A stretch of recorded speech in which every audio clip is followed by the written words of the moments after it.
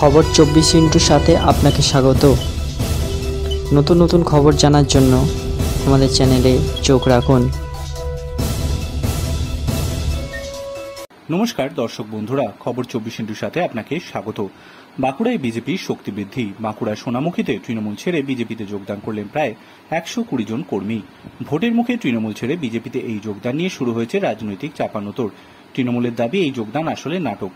বাঁকুড়ার বিষ্ণুপুর লোকসভা কেন্দ্রের আগামী 25 মে ভোট গ্রহণ, হাতে মাত্র আর 7 দিন। তার আগেই বাঁকুড়ার সোনামুখী ব্লকের পিয়ার বেড়া গ্রাম পঞ্চায়েতের সিমলা গ্রামের 30টি পরিবার থেকে মোট 120 জন তৃণমূল ছেড়ে বিজেপিতে যোগ দিল। তা নিয়ে এখন জোর চর্চার জেলা রাজনৈতিক মহলে। দলে নবাগতদের হাতে বিজেপির পতাকা তুলে দেন সোনামুখীর বিজেপি বিধায়ক দিবাকর ঘরামি। দিবাকর ঘরামির দাবি, তৃণমূলের দুর্নীতি এবং সন্দেশখালী কাণ্ড নিয়ে মানুষ বিরক্ত। বিজেপির উন্নয়নে কর্মযোগে সামিল হতে ওই কর্মীরা তৃণমূল ছেড়ে বিজেপিতে যোগ দিয়েছেন। তৃণমূল গোটা ঘটনাটিকে নাটক বলে কটাক্ষ করেছে। তৃণমূলের দাবি, নির্বাচন আগে সারা দেশেই বিজেপির পায়ের তলায় মাটি সরে যাওয়াতেই এই নাটক করতে হচ্ছে। তবে যোগদানদের শুধু বাঁকুড়াতেই চলছে এমনটা নয়। একদিনের আগে খেজুরিতেও ভাঙন দেখা গিয়েছে তৃণমূলে। 400 জন কর্মী 13 জন ছেলে বিজেপিতে যোগ দেন। যদিও তৃণমূলের দাবি 400 নয়, সংখ্যাটা 40ও হবে না। মিথ্যাচার করছে বিজেপি। ব্যুরো রিপোর্ট, খবর 24x7।